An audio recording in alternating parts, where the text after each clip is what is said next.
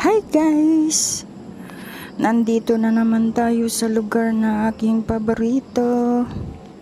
Ayan, oh. Tingnan nyo guys. Napaka solemn na lugar, tahimik, malayo sa ingay ng syudad. Kung gusto nyong ma-relax, umakyat lang kayo dito sa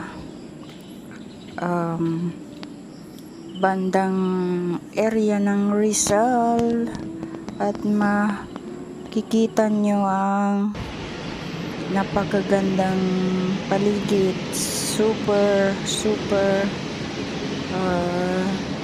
sagrado ang lugar na to. Ayan guys, oh, napakatahimik. Ang makikita mo lang dyan ay mga punong kahoy na napagkadami-dami. Alright.